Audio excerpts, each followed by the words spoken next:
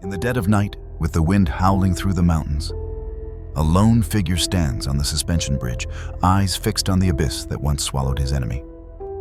But from the shadows emerges a stranger in a black cloak. Beside him, another Malinois, its eyes glowing like a warning of a nightmare about to awaken. Everything you're about to witness is only the beginning. Don't forget to subscribe to catch our most thrilling episodes. The wind screamed against the windows, like a living thing rattling the loose panes in their frames, searching for a way inside. Snow was coming down so thick, it turned the world beyond the glass into a blinding, shifting wall of white. Raven Creek was no stranger to winter storms, but this was something else. Even from his cabin on the ridge, Logan Pierce could tell the town had gone silent. No headlights moving along Main Street. No faint hum of snowplows, just the howl of the storm swallowing every sound. Logan sat hunched over his workbench, sleeves rolled up despite the chill. The faint light from an old desk lamp pooling on a scatter of tools wires and metal parts. Before him sat the object he'd been tinkering with for weeks, a battered shortwave radio, a relic from his FBI days. The casing was scratched, the dials loose, but the circuitry inside was still solid. For a man who'd spent years chasing ghosts in the Bureau's missing persons unit, the crackle of a radio had a way of pulling at old instincts. He adjusted a knob, listening to the soft hiss of static, a sound oddly comforting in its constancy. Outside, wind slammed against the cabin, making the rafters groan. Somewhere deep in the storm, a branch cracked and fell. Logan barely flinched. He had been living like this for nearly 3 years, out of sight, out of mind, after walking away from a career that had swallowed him whole. He told himself he was done chasing shadows, done trying to save people who didn't want to be saved. Then the static shifted. A faint blip so quick he almost thought he imagined it. Logan froze, his hand hovering over the dial. He turned it slightly, leaning in. Another blip. Then a burst of distorted sound. Not the chatter of truckers or the tinny voice of some hobbyist from 2 counties over. This was different, urgent, raw. "Help, anyone, please." The voice was thin, broken by static. Logan's shoulders tightened. Coordinates, frozen, bleeding. Then it cut to silence.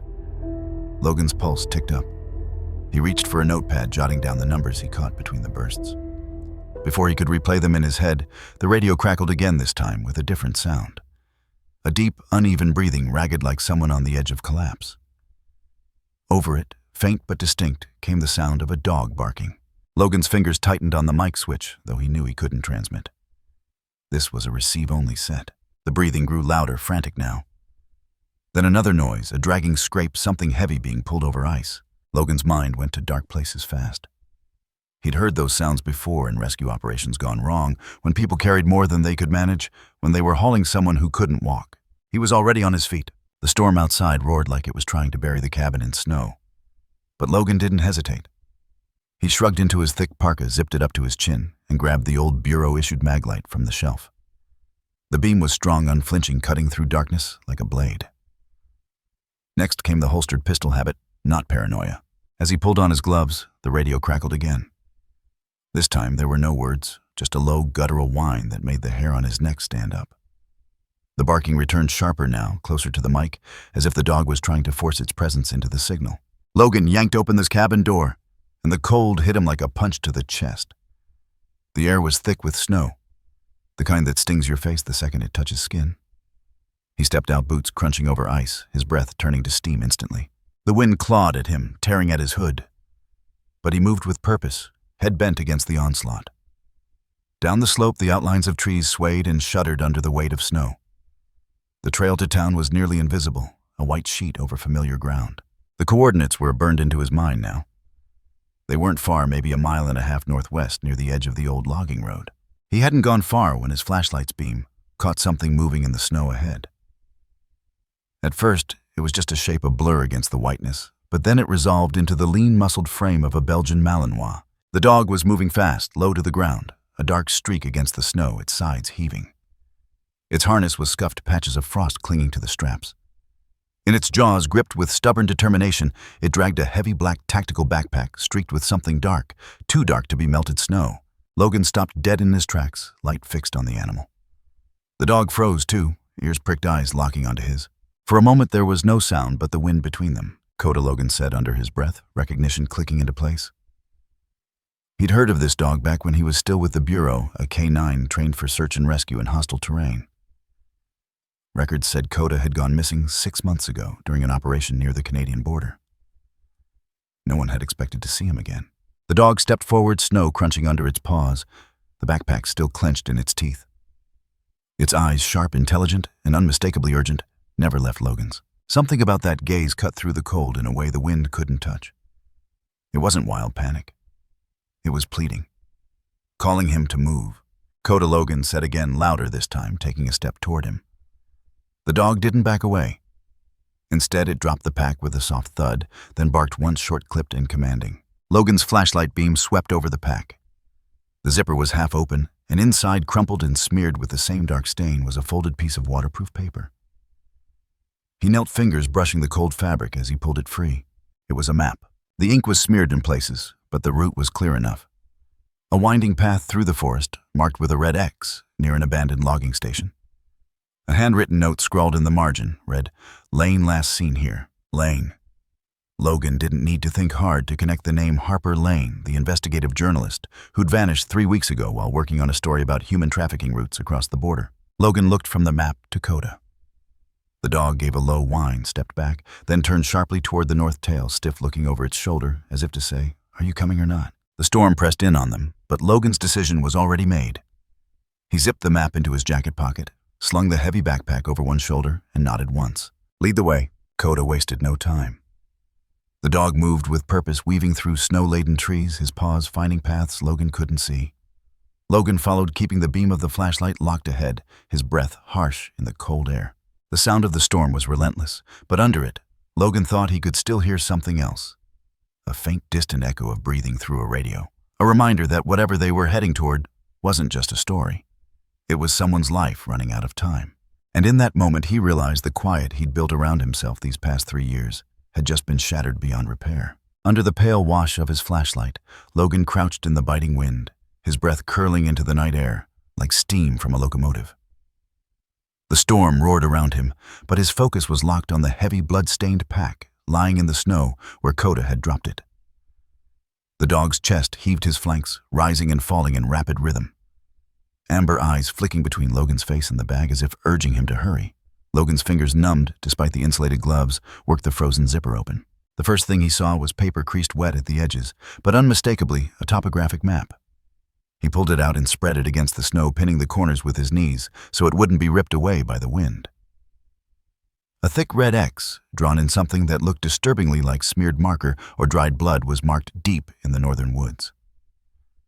The location was remote, far beyond the usual snowmobile trails, and if memory served, nothing existed there but old logging camps and the forgotten scars of mining tunnels.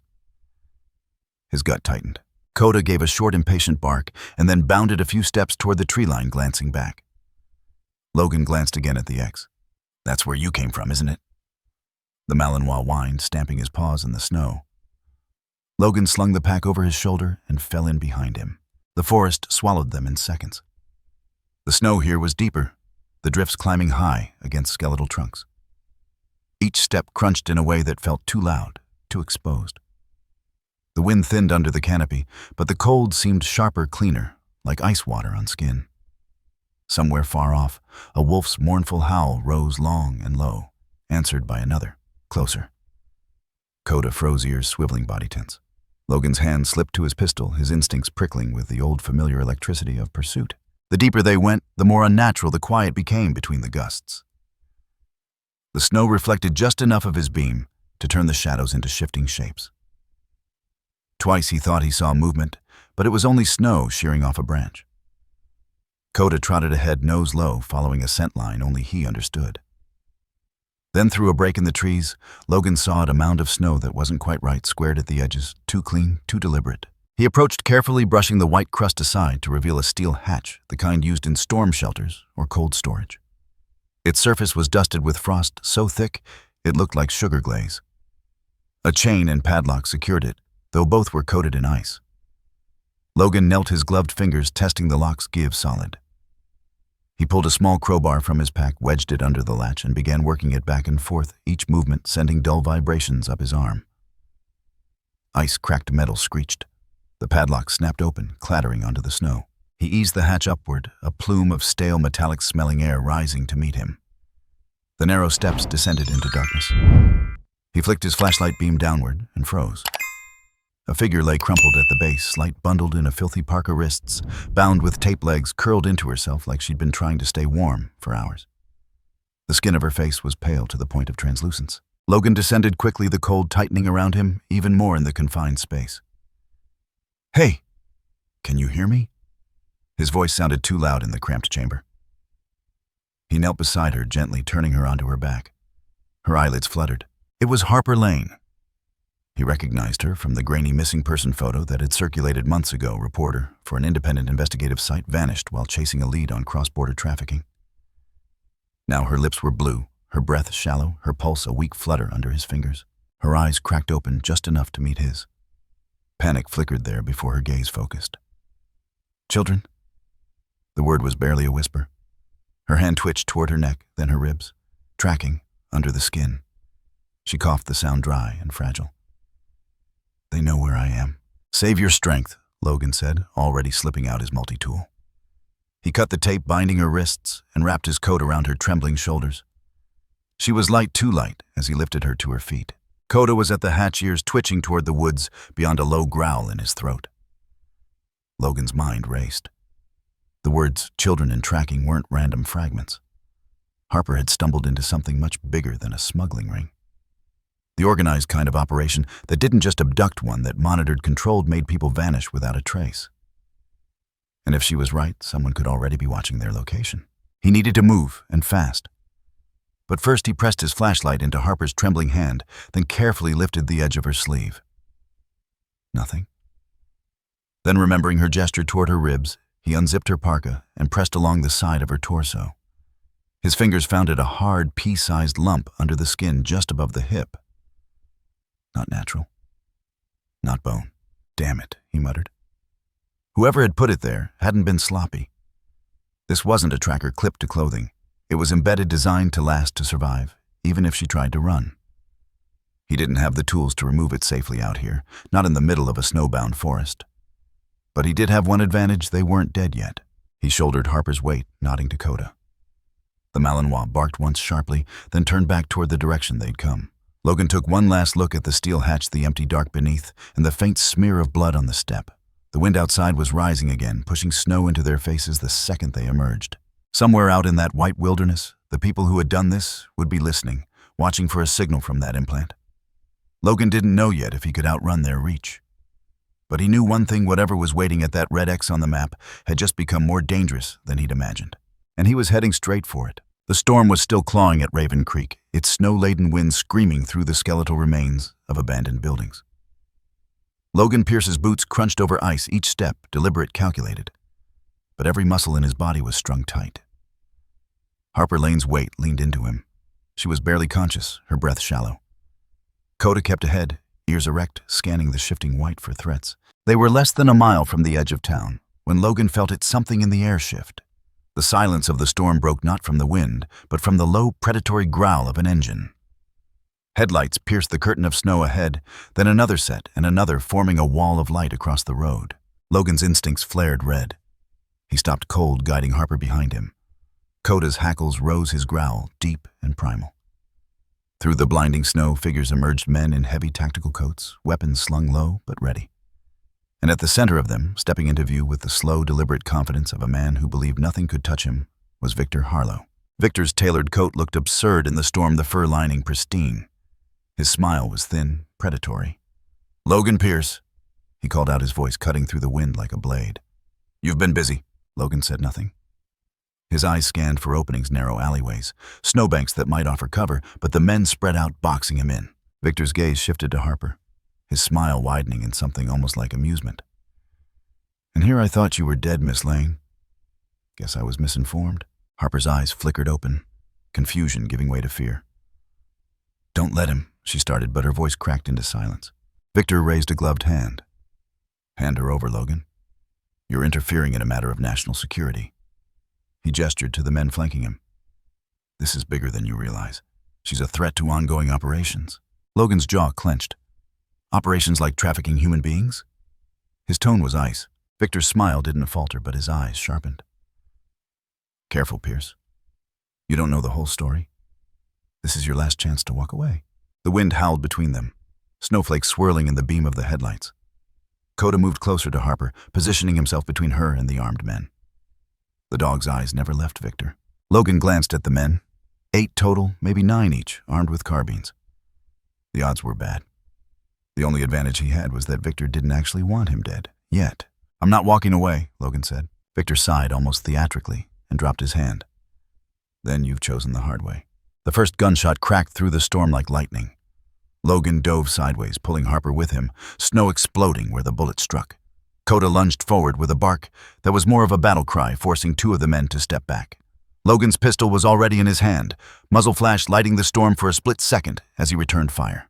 The air filled with chaos, shouts, muzzle bursts, the snarling wind.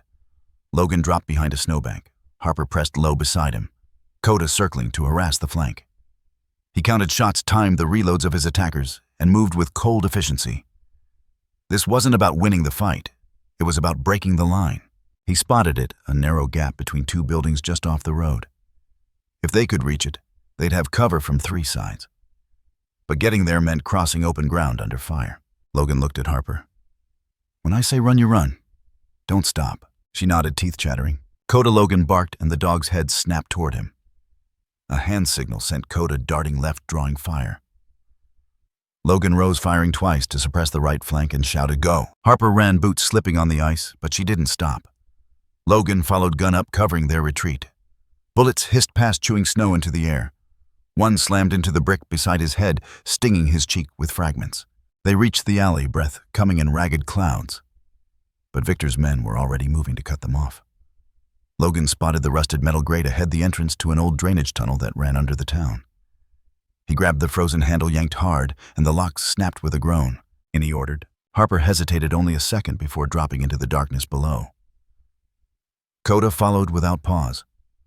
Logan fired one last covering shot and slid in after them, the metal grate slamming shut above, just as a beam of flashlight swept over it.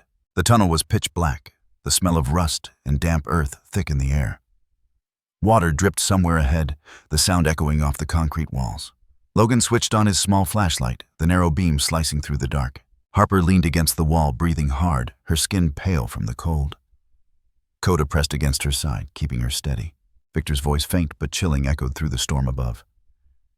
"You can't hide forever, Pierce. Raven Creek is mine." Logan ignored it and moved deeper into the tunnel. The sound of their footsteps and the distant storm was the only company they had. After several turns, the tunnel widened into what had once been a service chamber for the old rail line. Rusted tracks disappeared into the dark. Logan stopped, scanned, then gestured for them to rest. Harper's hands trembled as she pulled her coat tighter. You don't understand," she said, her voice raw. "This isn't just some local ring. They move kids across borders like freight. And they're protected by people way above Victor." Logan crouched beside her. Start from the beginning. She swallowed hard, eyes darting to the darkness around them, as if afraid the shadows might be listening. "I was tracking shipments, medical supplies on paper. But inside, kids. Some barely old enough to walk. They implant tracking chips in them so they can't disappear even if they escape.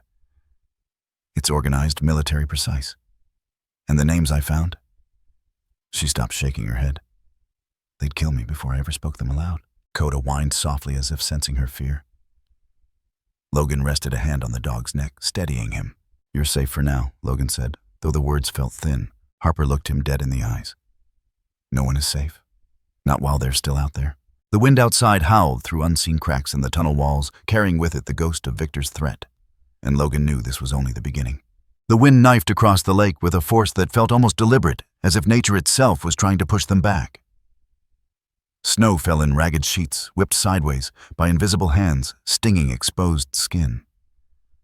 Logan Pierce's breath steamed in the air, his gloved fingers tightening around the worn grip of his flashlight. Coda padded ahead, every muscle taut. The Malinois' paws leaving a clean, precise trail across the frozen crust. Harper trudged between them, her scarf pulled high, her eyes narrowed against the blinding flurries. They had been moving for hours, following the faint, almost cryptic marks on the map Logan had pulled from the bloodied backpack. The lines had led them deeper into the skeletal forest, and now out onto the wide, desolate expanse of the frozen lake. Beneath the surface, the ice groaned and popped like something alive. Harper glanced down with each sound as though expecting the black water to open beneath her boots. Logan's instincts screamed at him to keep moving to get to the far end where the topography on the map suggested something. His military and FBI training told him that something could just as easily be a trap as it could be a lead. But Coda's behavior was different here, sharper, almost electric. The dog's ears twitched constantly, nose close to the ice, tracing an unseen scent. They reached the point marked with a small X on the map. The area looked no different from the rest of the frozen wasteland. Logan swept his flashlight across the ice, and for a moment, it caught on something beneath the frost, straight lines, metallic edges. His heart gave a jolt. He dropped to one knee, scraping away snow with the side of his glove. A dull gray shape emerged beneath the cloudy ice. It wasn't rock, it was steel. Harper crouched beside him, her voice muffled under the layers. "That's a container." Logan tapped the ice with the butt of his flashlight. The sound came back dense, solid. Shipping grade. Big enough to hold. He didn't finish the thought. The unspoken possibilities churned in the frigid air between them. Coda let out a sharp bark and began pawing at the ice. That urgency propelled Logan into motion. He pulled the ice axe from his pack and began to hack at the surface, each strike ringing out into the empty winter. Harper joined in with the heel of a metal rod, the rhythm of their efforts sinking under the constant howl of the storm. The first crack spiderwebbed across the ice, sending a low moan into the depths. It took nearly 10 minutes to break through enough for Logan to wedge his flashlight beam inside. What it revealed drained every last trace of warmth from his body. Children, dozens of them. They were packed inside the container like fragile cargo. Some wrapped in thin blankets, others curled against the walls, eyes wide in the dim glow of a single emergency light fixed to the ceiling. Their breath fogged the cold air, and the hollow echo of their soft cries cut through the roar of the storm. Harper's face went pale, then hard. She fumbled inside her coat for the satellite phone Logan had given her, flipping open the small camera lens. "The world needs to see this." Her voice trembled with urgency, not fear. She positioned herself so the wind wouldn't drown her voice and began broadcasting. "Raven Creek. This is happening right now," she said, her words forced through chattering teeth. "These children are victims of an international trafficking network operating under official protection. This," she panned the camera across the inside of the container, capturing tiny faces, frostbitten hands, "is the truth they don't want you to see." The feed went live in seconds. The signal bar flickered, but it held. Somewhere out there, people were watching. Somewhere out there, someone might actually care enough to come. Logan scanned the tree-line instincts on high alert. Years of fieldwork had taught him that when you expose something like this, the people responsible never just let it slide. That's when he heard it, the low, unmistakable growl of engines over snow. Multiple, closing fast. He killed his flashlight and motioned Harper down. Coda crouched, ears pinned back, eyes fixed toward the northern shore. The sound grew louder, snowmobiles, maybe half a dozen. Their headlights cut pale cones through the swirling white bouncing as they rode over uneven drifts. Victor Harlow, it had to be. Harper's hand clutched Logan's sleeve. "They found us." He was already moving and scanning for cover. The lake was open and flat. No trees, no rocks, no escape that wouldn't leave them exposed. But leaving the children, that wasn't an option. Logan's mind raced. The container was bolted shut from the outside, but if he had time, he could cut through. If he didn't, they'd be trapped again, even if they survived the cold. The first snowmobile roared closer, its beam catching on the glint of exposed steel, where Logan and Harper had broken the ice. A figure in a black snowsuit and mirrored goggles raised an arm not to wave, but to signal.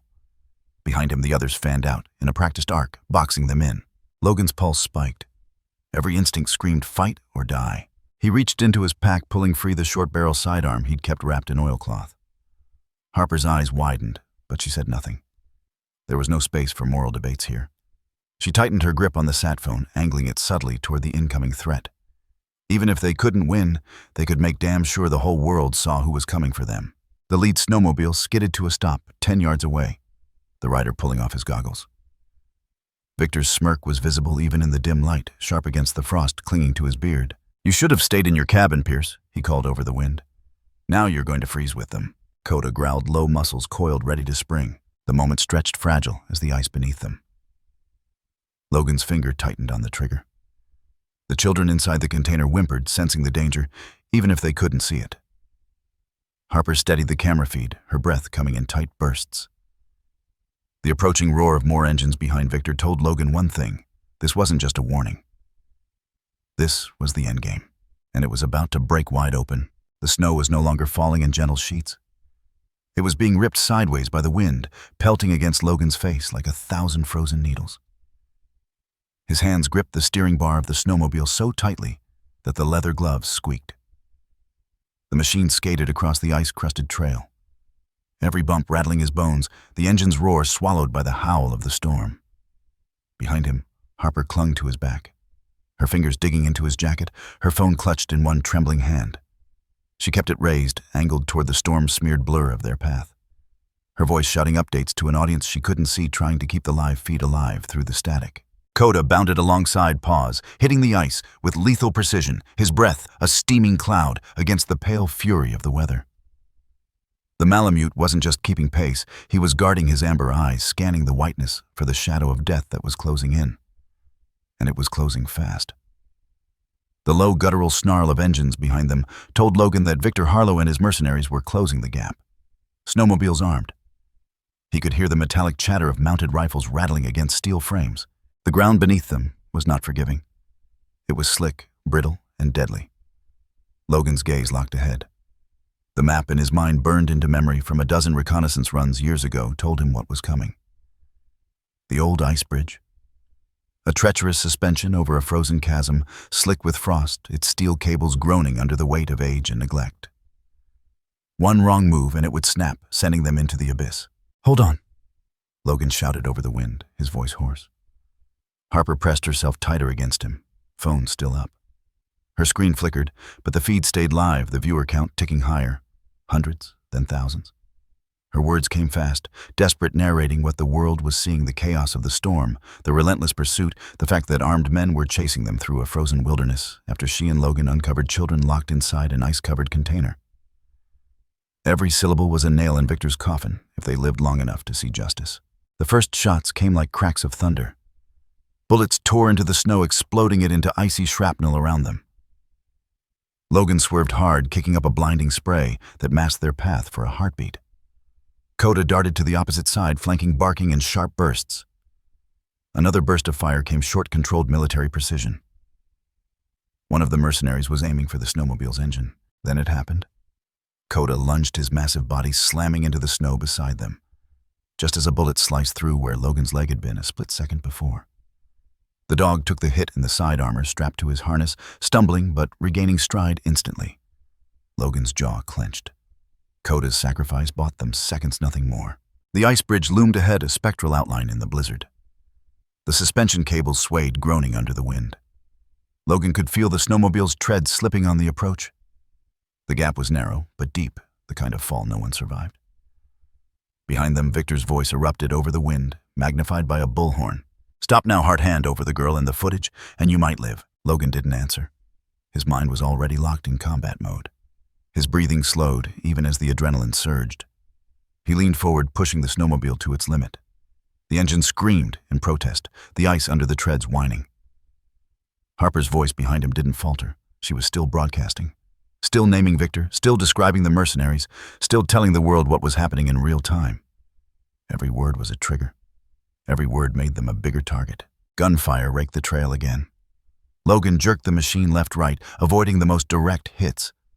But the suspension bridge was now just yards away. He could feel the storm pulling at them, trying to tear them from the path. Coda's breaths were labored now. His fur frosted white, his strides relentless. Another round slammed into the snowmobile's rear metal, splintering the frame, shuddering. Harper's phone nearly flew from her hand. She clutched it harder, knowing losing the feed meant losing their only shield. They hit the bridge. The treads grated over the first steel plate, the suspension cables groaning. The bridge swayed violently under the combined weight of man-machine and storm. The chasm below was nothing but a blur of darkness and swirling snow. Logan kept the throttle open, eyes forward, muscles locked. Halfway across, a bullet pinged off the cable beside his head, sending a shiver through the structure. "Faster," Harper cried, her voice cracking. Behind them, Victor's snowmobiles hit the bridge. The vibrations doubled, a rhythmic thrum of metal and death closing in. Logan risked a glance over his shoulder. Victor was in the lead, eyes like cold fire, his rifle aimed not at Logan, but at Harper's phone. The realization hit Logan like ice water. If that phone went down, so did their lifeline. Coda, Logan barked. The Malamute shifted instantly, moving to Harper's side. Another burst of gunfire ripped through the storm. Coda jumped, intercepting the path of the bullet. The impact knocked him into the side railing claws, scraping steel. He caught himself teeth bared, pulling back into stride. Harper gasped, her eyes wet, but she didn't stop filming. The bridge's end loomed. Logan pushed the throttle to maximum, feeling the machine's frame protest with every vibration. The moment they hit solid ice again, he wrenched the handlebars sharply, sending them skidding off the main path toward a stand of frozen pines. Behind them, Victor's lead snowmobile swerved to adjust, but the weight and speed were too much. One of the mercenaries at his flank clipped the railing, the bridge's aged steel snapping like brittle bone. The snowmobile went over, vanishing into the abyss with a fading scream. Logan didn't look back. The storm swallowed the sound. He cut the engine in the cover of the trees, motioning for silence. Their breaths were ragged clouds in the darkness. The wind howled above, masking their position. Harper's phone screen still glowed faintly, the live feed still running, comments streaming in from around the world, people calling for action, for rescue, for justice. Coda leaned against Logan's leg, his side heaving, but his eyes bright, waiting for the next command. Logan's gaze met Harper's. In her eyes, he saw the same fire that had driven him when he wore the badge, the refusal to back down, even when the odds were fatal. Outside the cover of the trees, Victor's surviving men regrouped. The chase wasn't over. If anything, it had just begun. The wind cut like a blade as Logan's boots scraped against the slick ice of the bridge, his breath a sharp white cloud in the frigid air. The bridge's steel cables groaned under the weight of snow, and the fury of the blizzard whipping across the gorge. Somewhere ahead, Victor Harlow's figure loomed in a dark parka, his gloved hands moving with a cold precision that screamed of premeditated murder. The faint metallic click was unmistakable. He was arming explosives. Logan Harper's voice cracked through the commotion, her words half lost in the wind. He's going to bring the whole bridge down. The evidence, the kid's everything. Logan's eyes darted to the bundle Victor was kneeling over. Plastic explosive carefully packed and wired, the detonator cable running like a venomous snake to a small trigger box, clipped to his belt. This wasn't just about killing them. Victor meant to erase every scrap of proof. Beside Logan, Coda's body was tense, every muscle quivering. The Malamute's ears flattened against his head, but his eyes stayed fixed on the target. Logan didn't have to give a command. The dog understood the stakes. Victor turned his head slightly, his mouth curling into that practiced politician smile that never reached his eyes. You think you can fight me here, Hart? This isn't about you. This is about control. And I will not lose it to a washed-up ex-fed with a hero complex. Before Logan could respond, Victor's thumb began its slow, deliberate press toward the detonator. That was the last movement Coda needed. With a snarl that tore through the howl of the storm, Coda lunged his massive body, slamming into Victor's side. The mayor staggered, but his grip on the trigger held. The next seconds were chaos. Coda's jaws clamped down on the dangling detonation cord, teeth shearing through it in a spray of copper and plastic. The device sparked, but the current broke. Victor roared, shoving the dog away. The movement sent Coda's claws skidding over the frost-slick steel, his back paws scrambling at empty air as one leg slipped entirely off the edge of the bridge. Coda Harper's scream was hoarse, her eyes wide. Logan dropped to one knee, one arm shooting out to grab the scruff of Coda's harness, just as Victor's shadow loomed over him. The man's boot came down hard, aiming for Logan's wrist. Logan rolled, dragging Coda back onto the decking in one motion, then came up fast. Victor swung first, a hammering right hook, fueled by rage and adrenaline.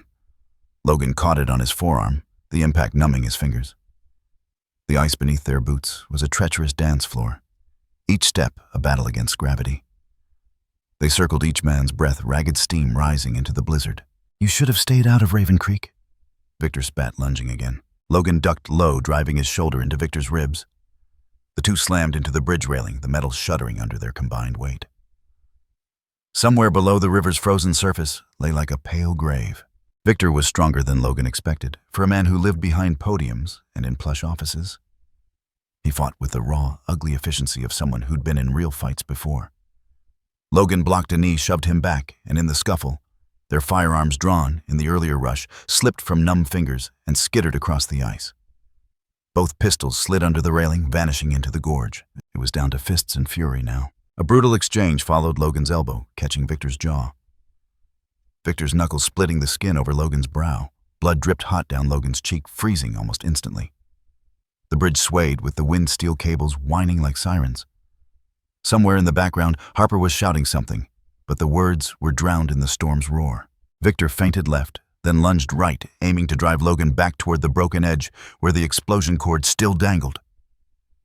Logan caught him at the last second, twisting their bodies. They slammed together against the railing, the cold metal biting through their jackets. "You're done," Logan growled, his voice low enough for only Victor to hear. "The whole world saw what you were hiding." Victor's eyes burned with something that wasn't just anger.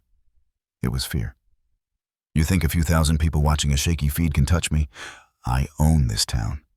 I own the men who run the agencies you used to work for." The admission was his mistake. Logan drove forward using every ounce of momentum, and Victor's boots lost their grip. He staggered once, twice, then his weight tipped over the rail. His hands shot out, grabbing Logan's jacket, nearly pulling him over as well. For a frozen heartbeat, their eyes locked. Victor's pupils dilated, his breath visible between clenched teeth. Then the fabric tore. Victor's body dropped into the white void below, swallowed by the blizzard. There was no sound of impact, only the endless wind and the creak of the bridge. Logan stood there, chest heaving, his knuckles raw.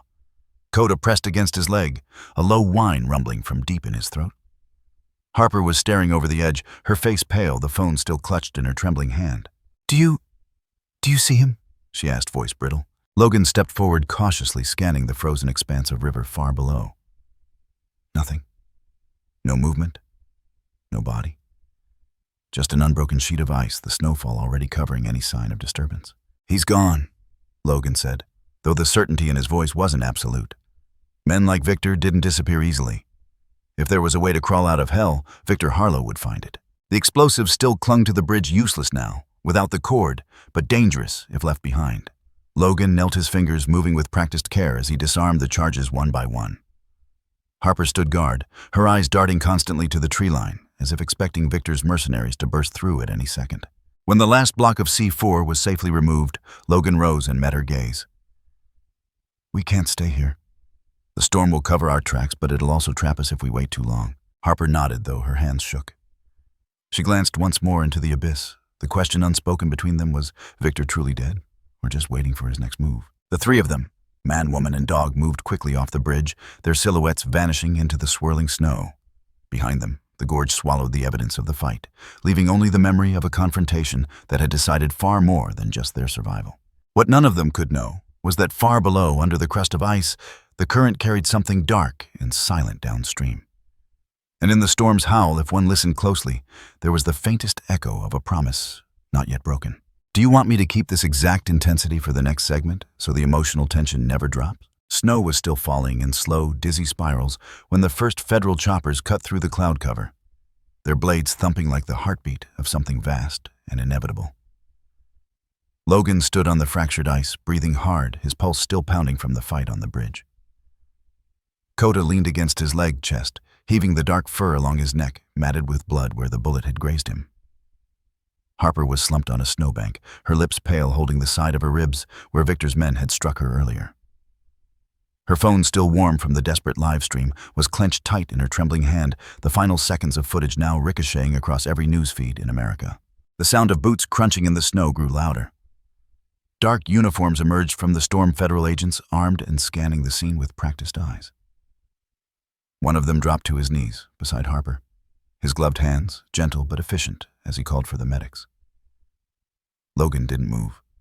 He stayed crouched next to Coda, one arm protectively around the dog's shoulders, the other pressed to a strip of gauze he'd ripped from his own kit to staunch the bleeding. "You're gonna be fine, buddy," Logan murmured, his voice low, steady. Coda's amber eyes flicked up to him, full of pain, but unwavering loyalty. The dog's tail gave a single slow thump against the snow, as if to say, "We're still here. We made it." The medics worked fast. Harper was lifted onto a stretcher, an oxygen mask sealing over her mouth. Even through the fog of exhaustion, her gaze found Logan. She mouthed something through the mask. He read her lips easily. "Don't let them bury this." He gave a short nod. No promises, just certainty.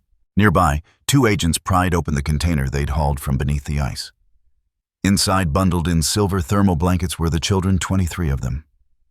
Their faces were pale, their eyes hollow from days or weeks in darkness. But they were alive. One little boy clung to a rescuer's neck, his small hands white-knuckled against the fabric. Another girl, no older than 8, stared out over the snow, scanning for something or someone, before finally burying her face in the medic's coat. The first camera crews arrived before the scene was even secure. Reporters in heavy parkas pushed through the cordon, their breath clouding in the freezing air, microphones extended. Logan could hear the chaos breaking loose across the nation, already questions shouted over satellite links, anchors talking over each other, headlines flashing on portable screens. Massive child trafficking ring uncovered in Montana. Federal investigation launched. Ties to Raven Creek mayor alleged. One agent approached Logan with a grim expression. "We'll need your statement. All of it. Start to finish." Names, locations, the route Victor took. Logan straightened slowly, the muscles in his back screaming protest. "You'll get it. But those kids?" He pointed to the cluster of shivering figures being loaded into heated vans. "They come first. No interrogation until they're somewhere safe. Every one of them needs a doctor and a child advocate. No exceptions." The agent hesitated, then nodded. "Understood." Across the clearing, a younger officer stepped away from a radio call and addressed the group. "We've issued a warrant for Victor Harlow. As of now, he's wanted on charges of child trafficking, conspiracy assault, and attempted murder." His voice was steady, but his eyes betrayed the unease in his gut. "We haven't recovered a body. Search teams are looking." Logan knew what that meant. The river had swallowed Victor whole, or it hadn't. Either way, men like him didn't just vanish. They resurfaced when you least wanted them to. They airlifted Harper first. Logan stood in the swirling rotor wash, watching her stretcher disappear into the belly of the chopper. For a moment, he imagined the weight sliding off his shoulders, the way it might feel to walk away now, to let the system do its job. But he'd been an agent long enough to know the system had cracks wide enough for monsters to crawl through. Coda pressed against his leg, as if sensing the thoughts running through his head. By the time the last of the children had been loaded into transport, the light was already bleeding out of the sky, painting the snowfields in bruised shades of violet and gray. Logan finally allowed himself to sit on the tailgate of a federal truck, the heat from the engine thawing the ice on his boots. He cleaned Coda's wound again, binding it tighter, murmuring words that were more for himself than for the dog. "You kept us alive today. You did more than most men would have had the guts to do." Coda licked his knuckles once, then rested his head on Logan's thigh. An Agent 1 Logan recognized from his days in the bureau walked up and handed him a paper cup of bitter coffee. "Hell of a day, Hart. The deputy director wants you back. Says the bureau could use someone like you again. Especially after this." He gestured toward the field where the last of the federal trucks were pulling away. Logan took a long sip before answering. The coffee was awful, but it grounded him. "Tell the deputy director I'm done chasing badges. I'll help where I can, but I'm not putting on that suit again. Not after what I've seen." The agent studied him for a moment, then gave a slight nod. "Can't say I blame you. Just watch your back. Men like Harlow. Even if they fall, their friends tend to keep standing." The words followed him as he walked toward the waiting snowcat that would take him and Coda back toward town. The wind had picked up again, carrying the metallic tang of snow and distant diesel. Somewhere behind them, the site was being locked down, every scrap of evidence cataloged, every camera still rolling. But Logan knew the real fight wasn't over. Evidence could vanish. Witnesses could be silenced. And Victor Harlow's shadow was long enough to stretch over the entire state. In the flicker of the snowcat's cabin light, Coda shifted, pressing his head against Logan's side. Logan glanced down at him, feeling the pull of something old and unshakable duty maybe. Or just the stubborn refusal to let evil breathe easy. He tightened his coat against the cold and faced forward, watching the white void swallow the trail ahead. Somewhere out there, Harper was in a hospital bed alive, because they'd run when it counted. The kids were safe for tonight, and Victor, dead or not, had been forced into the light. For now, it was enough. But Logan also knew enough to recognize the look in Coda's eyes when the dog lifted his head toward the dark horizon. It wasn't over. Not by a long shot. The storm would pass. And when it did, whatever came next would find them ready. Snow was falling again, softer now, like the storm itself had grown tired after the violence it had witnessed. Raven Creek was quiet in the dawn light, the frost on rooftops glistening under the pale sun. Logan Hart stood at the edge of Main Street, staring at the modest 2-story brick building that bore the freshly painted sign, Raven Creek Witness Protection and Support Center. It wasn't just a building. It was the answer to the question he'd been asking himself for months. What now? He could have gone back to the FBI. He could have returned to the endless cycle of investigations reports and political compromises. But that would have meant leaving this place and the people, especially the survivors, that had become his responsibility. Inside, the walls still smelled faintly of fresh paint. Volunteers were unpacking boxes of blankets, filing cabinets, and first aid kits. A woman in her late 50s named Carol, who had lost her niece to a trafficking ring years ago, was arranging chairs in a circle in the meeting room. "Group therapy's at 3, she said softly when Logan passed by. "You're staying for it, right?" He nodded. Wouldn't miss it. Coda padded beside him, the Malinois' gait steady, despite the faint limp in his back leg. The bandage was gone now, replaced by a patch of uneven fur where the hair hadn't fully grown back. Children in the room, some staying at the center for temporary safety, brightened instantly when they saw him. One boy, no older than 8, reached out shyly. "Is he the one from the news, the dog that saved everyone?" Logan smiled, kneeling beside Coda so the boy could pet him. "That's him. He's braver than most men I've met." From the corner, Harper watched with her camera slung across her chest, her expression soft but far away. She looked healthier now, though the shadows of exhaustion still lingered under her eyes. Her book was finished in the shadow of snow, and it had sold faster than any of them expected. The raw truth of what happened at the frozen lake, written in her unflinching personal voice, had struck a nerve across the country. Every penny she earned went into a fund for children rescued from trafficking networks. That fund now kept the center's doors open, paid for therapists, and gave survivors a shot at a new life. She never talked about her own profit because there wasn't any. She'd poured it all back into the fight, but it wasn't the media interviews or bestseller lists that stayed with her. It was mornings like this. Sitting in the center's small kitchen drinking coffee, while survivors laughed softly in the next room. She felt something she hadn't in years, peace. "Book tour starts next month," Logan said, stepping into the kitchen. "You ready for that kind of chaos again?" Harper smirked, though there was a flicker of unease in her eyes.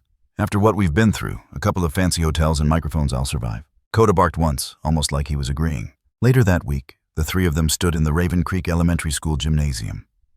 Rows of children sat cross-legged on the polished floor, their eyes locked on Coda.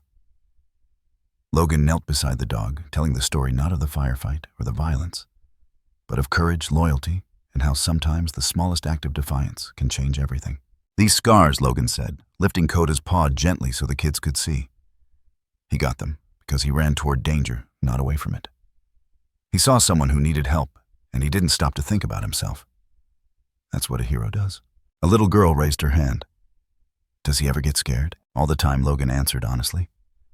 "The trick is to keep going anyway." After the talk, dozens of kids crowded around, hugging Coda, feeding him treats, whispering things into his fur like they were telling him secrets. For some of them, kids who had been through things no child should, touching a living, breathing protector was part of healing. The most powerful moment came a week later. A family from another state arrived at the center, escorted by federal agents. Their daughter, Mia, had been one of the children rescued from the container beneath the ice. She had been silent since that night, her eyes wide and distant. When she stepped into the center, her mother holding her hand, she froze at the sight of Coda. Logan kept his distance, letting the girl decide. Slowly, she walked forward, her fingers trembling. Coda didn't move. He just lowered himself onto his belly head, tilted slightly, eyes gentle. Then, without a word, Mia dropped to her knees and hugged him. It wasn't tentative. It was fierce, desperate, like she'd been holding her breath for months and could finally exhale. Her mother's sob broke the silence. Logan looked away, giving them their moment. Harper, standing in the doorway, felt tears sting her eyes. Later that night, Mia's father found Logan in the hallway. "I don't know how to thank you," he said, voice thick. "The doctors say she might talk again. They say this is the first step." Logan didn't have an answer. He just nodded, feeling the weight of everything they had fought for and everything they had lost. That winter, the center became more than a building. It became a refuge. Survivors came and went, each carrying scars, each finding a piece of themselves here. Harper's book kept drawing attention, which brought donations, which brought more beds, more counselors, more second chances. One night, after the last group therapy session ended, Logan stood outside under the cold stars. Coda sat beside him, watching the snow drift lazily to the ground. "You know," Harper's voice came from behind him, "we're never going to be able to fix everything." Logan glanced at her, then back at the horizon. "No. But we can fix something. And right now, that's enough." She stepped closer, linking her arm through his. They didn't speak after that. They didn't need to. Because for the first time in years, the wind over Raven Creek carried more than the memory of storms. In violence, it carried the quiet, stubborn hope of a place that refused to forget and refused to give up. And in the center of it all was a scarred dog, a determined woman, and a man who had walked away from the badge, but not from the fight. Under the pale wash of a winter moon, Raven Creek lay still too still. Logan had walked these streets enough to know the difference between quiet and watchful silence. Tonight, the silence pressed in on him, a weight behind his ribs. The snow under his boots crunched in sharp, deliberate beats, each echoing against the brick walls of the sleeping town. The new security lights he'd installed at the Witness Protection Center burned in a harsh white glow. Yet even their glare couldn't erase the feeling that something moved just beyond their reach. His eyes scanned the rooftops, the alleyways, the dark stretch of road leading out to the pines. Nothing. No figure. No shadow. But the feeling didn't fade, it sharpened. Inside, Harper sat at her desk, the warm lamplight casting her in a fragile glow. Her fingers hovered over the laptop keyboard, frozen on an unfinished paragraph. She'd been writing all day another chapter for a second book, but the email notification flashing on the corner of her screen made her chest tighten. No subject line, no sender name. Just the message stark against the empty white background. The one pulling the strings hasn't shown his face. Her heart drummed against her ribs. It wasn't the words alone, it was the certainty in them, the absolute lack of hesitation. Someone knew. Someone was watching. The door behind her creaked. Harper jumped her hand instinctively, going to the pepper spray in her desk drawer, but it was only Logan. He stood in the doorway, snow melting from his jacket eyes, scanning the room with the same restless vigilance she'd seen in him during the storm months ago. "You felt it too," she said quietly, almost afraid to name it. Logan didn't answer right away. He stepped to the window instead, fingers parting the blinds just enough to look out. The streetlights flickered faintly in the wind shadows, stretching and curling like fingers. "Yeah," he finally murmured. "Something's off." Before she could respond, a sharp, low growl rolled through the room. Coda emerged from the hallway, hackles raised, ears pricked forward. His gaze locked on the far corner of the room, no past it out toward the snow-covered parking lot. His nose worked the air in rapid bursts, every muscle in his body coiled tight. Logan crouched beside him, one hand resting on the dog's powerful shoulders. "What is it, boy?" Coda's lips curled just enough to flash teeth, his focus never wavering. Harper felt her throat go dry. She followed Logan's gaze out into the darkness, and for a split second, just a blink, she thought she saw movement. A figure maybe slipping between the shadows near the tree line. But when Logan swung open the front door, cold air rushing in, the space was empty. Snow fell in soft, deceptive sheets covering everything too quickly. If there had been tracks, they were gone. Logan stepped outside, scanning the area in slow, calculated arcs, the cold biting through his clothes. Every instinct in him screamed to trust the unease, to treat it as real, not paranoia. He'd learned the hard way that the worst mistakes came from convincing yourself you were imagining danger. Harper stayed by the door, one hand gripping the frame. "Do you think it's him?" Logan turned back, his expression unreadable. "If it is, he's not here to scare us. He's here to plan." Coda pushed past them both, bounding into the snow, nose low to the ground. He circled twice, then stopped dead, head whipping toward the road. The growl came again, deeper this time, more urgent. Logan's pulse spiked. Inside, he ordered Harper, his voice calm, but edged. She hesitated, but the look in his eyes made her obey. The night felt heavier now, the silence thicker. Logan knew that whoever was out there wasn't just watching, they were measuring learning routines, looking for the cracks.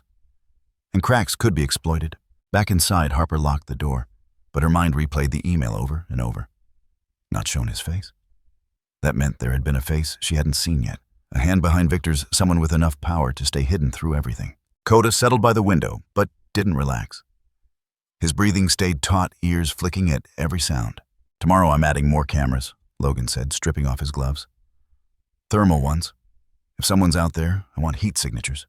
"And if they're still out there after that?" Harper asked. Logan looked at her for a long moment, his jaw tightening. "Then we stop waiting for them to make a move."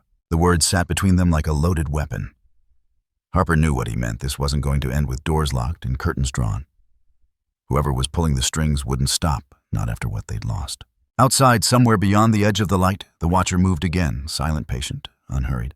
They had time, but not much. Under the dim glow of his desk lamp, Logan leaned forward over a clutter of files, receipts, and encrypted spreadsheets. The clock in the corner of the Raven Creek Witness Protection Center read 2:17 a.m. But sleep had long been an irrelevant luxury. The scent of stale coffee clung to the air. His pen tapped against the paper in a slow, deliberate rhythm, the sound mirroring the pounding in his head. There was a pattern buried here, hidden transactions, irregular withdrawals, and wire transfers that didn't belong to any legitimate ledger. The deeper he dug, the more a familiar unease settled in his gut. It wasn't just random criminal chatter. This was structure precise, deliberate, and disturbingly familiar. The same kind of coded movements Victor had used to hide the trafficking ring's profits. Only this was bigger. Much bigger. There were shell corporations stretching from Vancouver to Prague, routed through tax havens that took months to penetrate. And the strangest thing, every spike in financial activity happened during a predictable period, the first week of December, aligning perfectly with the snowstorms that hammered the northern states. Logan's eyes narrowed. Storms meant chaos. Chaos meant fewer questions, fewer witnesses. The perfect cover. Across town, Harper was staring at her laptop, its pale glow the only light in her apartment. Her manuscript drafts were stacked neatly beside her, but tonight her focus wasn't on words. It was on a set of missing persons reports she'd requested from contacts in local law enforcement. She traced her finger down the column's names, ages, dates, last known locations. The chill in her bones had nothing to do with the winter air. The pattern was unmistakable. Every year when the snow closed the mountain passes and cut off rural communities, people disappeared. Not dozens, just enough to stay under the radar. Adults and children. No bodies, no ransom demands, no returns. The cases were always closed as accidents lost hikers, exposure avalanche victims. But Harper had been there. She knew how a storm could mask the unspeakable. Her phone buzzed. It was Logan. "You're not going to believe this," he said, his voice low guarded. "Try me." He walked her through the financial trail, the offshore accounts, the timing. She interrupted halfway through her own notes, already pointing in the same direction. "It's not over," she said. Victor wasn't the top of the chain. These storms, they're not just weather events to them. They're windows. There was a long silence on the line. Neither needed to explain what that meant. Coda stirred at Harper's feet, lifting his head, ears pricking forward. He let out a sharp bark toward the window, the sound sudden and jarring in the quiet. Harper moved to the blinds, peeking through. Nothing but drifting snow and the faint reflection of streetlights. Still, her heart didn't slow. The next day, they met at the center. Logan spread maps across the conference table, red pins marking every location tied to both the financial spikes and the disappearances Harper had uncovered.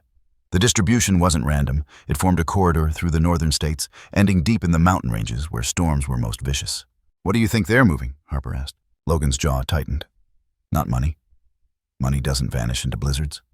People do." The air in the room shifted denser, heavier.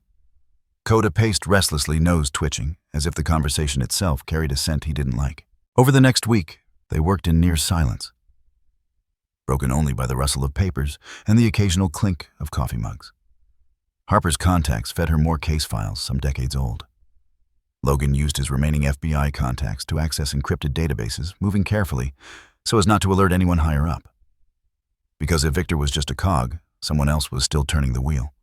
Someone with the reach to bury crimes across multiple states and the influence to ensure no one looked too closely. One night, Harper found herself replaying the storms in her mind, the way snow muffled sound, swallowed tracks, and erased evidence in minutes.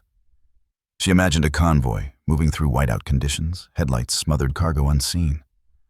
By morning, they'd be gone, hidden in places no one would dare to search until the thaw. And by then, it would be too late. Her stomach knotted. Logan came into the office carrying a manila envelope, frost still melting on his jacket. He dropped it on the table. Inside were grainy surveillance stills vehicles moving at night along isolated logging roads, always during storms. One of the trucks had a logo she didn't recognize, but Logan did. "It's a front company," he said. "One of the shells. I traced it to a holding group in New York. Guess who's on the board?" Harper stared at the name. She didn't recognize it, but Logan's expression told her enough. "Former deputy director," he said flatly. The air seemed to thin. They weren't just dealing with remnants of Victor's operation. They were facing a network shielded by someone who had once been among the highest ranks of federal law enforcement. Someone who could manipulate investigations, reroute resources, and ensure silence from inside the system.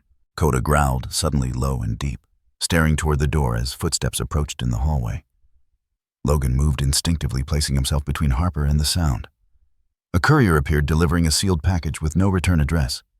Inside was a single photograph, a mountain road swallowed by snow taillights barely visible in the distance. Written on the back in jagged handwriting, next storm, next shipment. No signature, no explanation. It wasn't just a lead, it was a taunt. Harper exhaled slowly. They know we're watching. Logan met her eyes. Good. That means they're getting nervous. But beneath his defiance, he felt the weight of what they were stepping into. This wasn't a fight they could win by calling in the cavalry, not when the cavalry might already be compromised.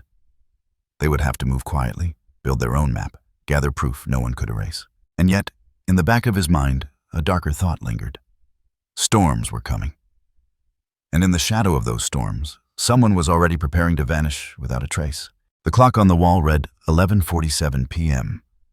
when Logan Hart's phone vibrated with a sharp metallic buzz against the desk. He was halfway through reviewing the day's intake reports at the Raven Creek Witness Protection Center. The soft scratch of his pen, the only sound in the quiet office. Outside, the night had settled heavy and absolute, the kind of darkness that pressed in on the windows like a living thing. The snow had been falling steadily for hours, muting the town into silence. He glanced at the phone screen. No number, just the blank display of a blocked caller.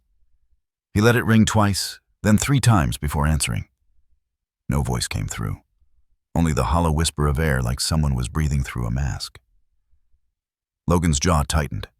"If you've got something to say," he murmured into the receiver, "spit it out." A click, then dead air. He set the phone down, telling himself it was probably another wrong number or some bored crank. Though deep down, his instincts told him otherwise. Those instincts honed over decades in the bureau never lied. He'd barely returned to his paperwork when a dull thump echoed from the building's entryway. Logan rose, crossing the room with slow, deliberate steps. The vestibule light cast a faint yellow cone onto the floor where a single envelope lay, its edges damp from snow. No footprints trailed to the door. No tire marks in the snowbank outside. Just the envelope. He bent down and picked it up. The paper was cold, as though it had been lying in ice. On the front, his name was written in precise block letters. No return address, no postmark. Inside, he found a glossy photograph and a stiff rectangle of cardstock.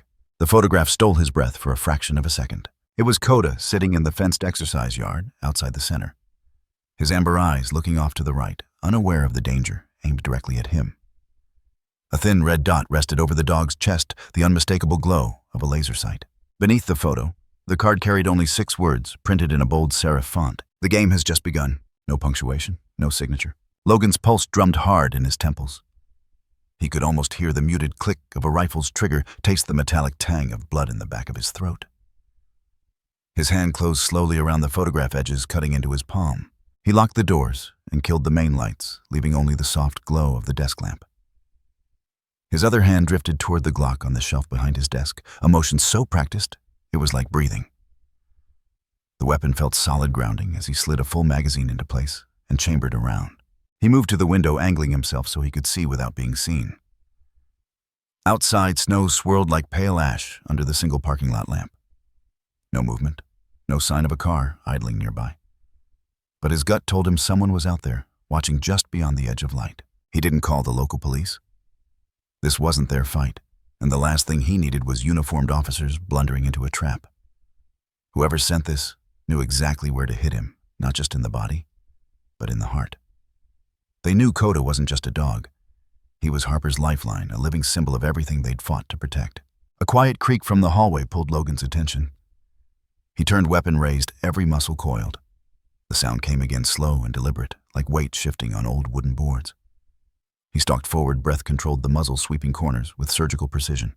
But the hallway was empty except for another envelope resting in the middle of the floor. This one was smaller. The paper thick and cream-colored, sealed with a smear of dark red wax pressed into a crude symbol. A circle split by a jagged line. Logan slid it open with his thumb. Inside was a single Polaroid, its edges still warm from development. The image was grainy, taken in low light. It showed the witness dormitory from outside one of the upstairs windows glowing faintly. And in the foreground, blurred but unmistakable, was the silhouette of a man holding something long, an angular rifle or camera. Logan couldn't tell. On the back, scrawled in black ink, "You can't watch them all." Logan's teeth clenched until his jaw ached. This wasn't random harassment.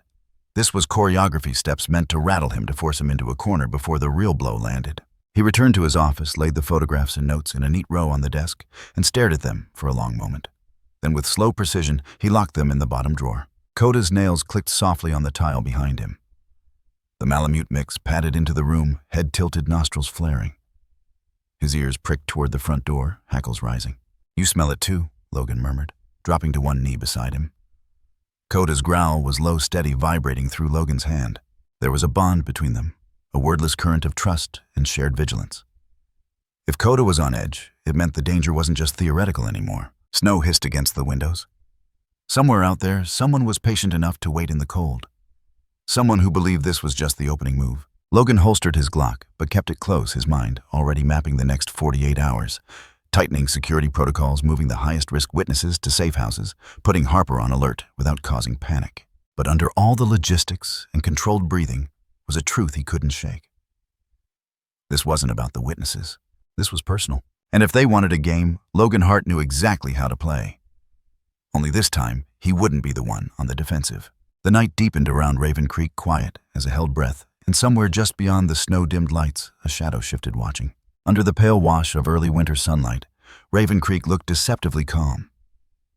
Snow drifting in soft spirals down Main Street, the distant hum of a plow clearing the road, the faint chime of the bell above the town's lone cafe door. But Logan Hart had lived long enough to know that quiet could be a mask, and masks were dangerous things. He stood on the porch of the Witness Protection Center he'd built from the ground up, boots planted, firm arms crossed, watching Coda move in the snow.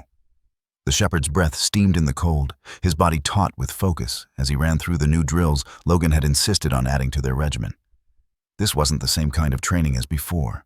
It wasn't just obedience or tracking, it was survival. Harper stepped out behind him. The collar of her coat turned up against the wind, a steaming mug in her hands. "You've been out here since dawn," she said, her voice a mix of concern and unspoken understanding. Logan didn't take his eyes off Coda. "If they're coming, we need to be ready. We can't live every day waiting for the fight," she said softly. "That's not living." He finally glanced at her, and there was a flicker in his expression. A war between the man who wanted peace and the man who knew peace could be shattered in an instant. "You think I don't want that? But the second we believe we're safe, that's when they'll take it from us." The crunch of tires on snow drew their attention. A pickup pulled up along the curb, and from the passenger side hopped a boy of maybe 10. His cheeks were red from the cold, but his eyes, wide, bright, and alive, told a deeper story. "Ben," Harper breathed, setting down her coffee. She moved toward him, and he broke into a grin before running full speed into Coda's waiting form. The shepherd let out a deep, warm bark, the kind that vibrated in the chest before lowering his head to nuzzle the boy. Ben laughed, his mittened hands gripping the thick fur around Coda's neck. "I told my mom I had to see him," he said. "I had to tell him thank you again." Harper knelt beside them, the snow crunching beneath her knees. "You already thanked him, remember? Not enough," Ben said simply, and his voice caught just slightly. His eyes shone in a way that made Harper glance back at Logan, her own throat tightening. Logan watched from a few feet away, hands tucked in his jacket pockets. This was the part of the work they never told you about. The part where survival wasn't just about keeping someone breathing, it was about giving them a reason to keep going. But even as he took in the scene, something in his gut kept him from fully relaxing. His gaze swept the street, the rooftops, the edges of the tree line beyond the town. Habit, or maybe instinct. Inside, Harper coaxed Ben into warming up by the fire, telling him how Coda had been learning new tricks. The boy listened with wide-eyed fascination, occasionally glancing at the door, as if worried the dog would disappear if he looked away too long. When Ben's mother came to collect him, she thanked them both again, her hand lingering on Harper's arm, with a sincerity that needed no translation. Then they were gone, leaving the center quieter, but heavier with the echoes of what had just happened. "You see that," Harper said when the door closed. "That's why we stay. That's why we don't run." Logan didn't answer right away. He walked to the window, looking out at Coda, who had returned to pacing the yard, alert and deliberate. "Yeah," he finally said. "It's also why they'll try harder." Harper crossed her arms. "You can't live in the shadow of what might happen." He turned to her, then his eyes sharper than the frost clinging to the glass. "And you can't pretend the shadow's not there." For a long moment, the only sound was the faint crackle of the fire. Coda barked once outside, low and warning, and Logan moved instinctively toward the door. The dog was facing the far fence, ears forward, body rigid. Logan stepped out, scanning the snow beyond the property line. The wind stirred, carrying with it the faint scent of wood smoke and something else. Faint, Metallic, unfamiliar.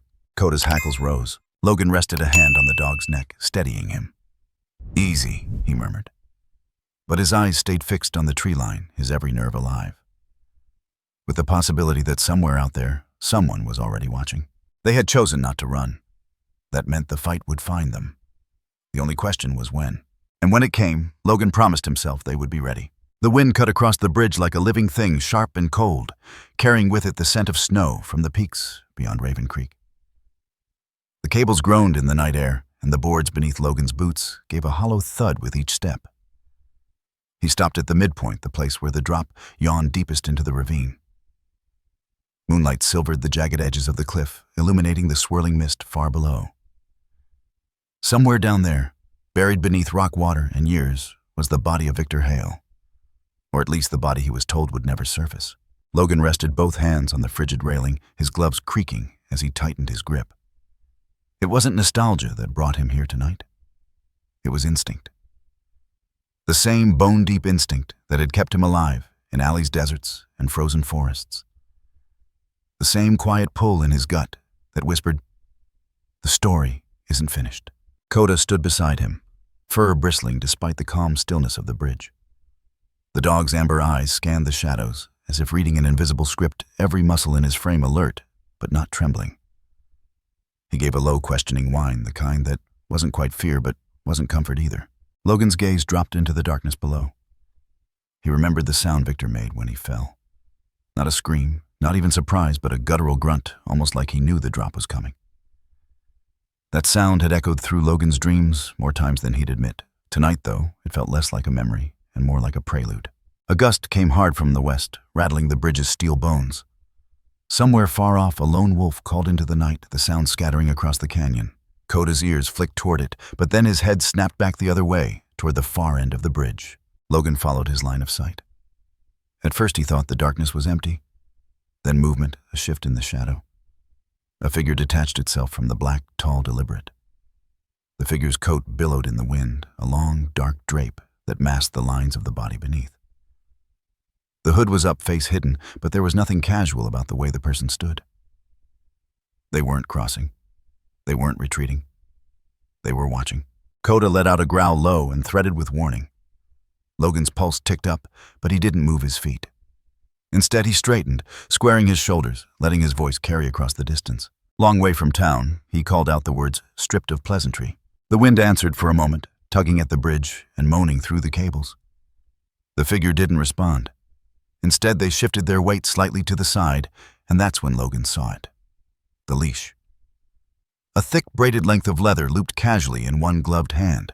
At the other end, standing in perfect stillness, was a Belgian Malinois. Not Coda. This one was heavier in the shoulder's coat, darker eyes catching the moonlight in an unnatural gleam. Its stance was trained deliberate, the kind of readiness you couldn't buy at a pet store. The memory slammed into Logan without warning. Dogs in cages, their barks sharpened into something lethal by neglect and design. The project. The experiments. The possibility that Victor hadn't been the top of the food chain after all. The stranger lifted their free hand, just slightly. And even across the distance, Logan caught the faintest reflection of metal, maybe a ring, maybe something else entirely. The Malinois at their side didn't break focus. Its gaze locked onto Coda like it was reading his breathing pattern. Logan's fingers twitched toward his jacket where the weight of his sidearm sat familiar and cold. But he didn't draw. Not yet. The night felt too deliberate, too staged. Whoever this was hadn't come to kill him, not here, not now. This was a message. The bridge's boards gave a soft groan under his boots as he shifted his stance, mirroring the stranger's unshaken calm. His voice cut across the gap again, quieter this time, meant for them and them alone. "What do you want?" The answer came in silence, heavy, deliberate silence. Then, without warning, the stranger took a single step backward into the darkness. The Malinois moved with them, never breaking eye contact until the last fraction of a second before both figures dissolved into shadow. Logan waited, muscles coiled, ears straining for the sound of retreating steps. Nothing. Just the wind, the cables, and Coda's steady breathing. He held his ground another full minute, eyes locked on where they had been, before slowly turning back toward the center of the bridge. He knew the pattern. This was reconnaissance. Whoever they were, they'd measured him tonight, his reaction time, his posture, the set of his jaw when threatened. And they'd done it without a single word. That was a different kind of dangerous. Coda nudged his hand, breaking his stillness. The dog's warmth bled into Logan's glove, a reminder that for all the ghosts in this valley, there was still something alive worth guarding. He glanced back one last time toward the place where Victor had fallen, then toward the black that had swallowed the cloaked stranger. Somewhere between those 2 points hung the truth, and it was only a matter of time before one bled into the other. The wind rose again, sharp and cold, howling through the steel like an omen. And then cutting through it came a sound that didn't belong. A bark. Not Coda's. Distant, but clear. Short controlled the kind of bark that carried training in its bones. It came once, then twice. Then the canyon swallowed it, leaving the night hollow and vast. Logan stayed where he was, breathing deep, letting the cold bite into him. There were questions he could chase tonight, footprints to follow, trails to cut. But he didn't move. Sometimes a predator's first mistake was chasing too early. Instead, he stepped back toward the Raven Creek side of the bridge, his boots clicking steady, each step measured. Coda walked at his hip, every sense still burning at the edges. By the time they reached the tree line, the moon had dipped lower, spilling less light onto the path. The forest smelled different, damp, restless. Somewhere far off an owl called, and somewhere closer, something else moved. Logan didn't need to see it to know they weren't alone. At the edge of the trees, he stopped and turned once more toward the bridge. It loomed behind him like a line drawn in the dark, a place where past and future blurred. He knew he'd be back there, soon. For now, he walked into the forest's shadow, letting it swallow him whole, the image of that other Malinois still sharp in his mind. Back in the distance, the wind carried the faint echo of claws on wood, too light for a human step, too heavy for a wild stray. Then it faded, replaced by the deep, endless rush of the river far below. The night didn't give him answers, but it gave him something else, certainty. The game had never ended. It had only been paused. And now, somewhere out there in the dark, a new player had just stepped onto the board. And this time they knew exactly who they were hunting.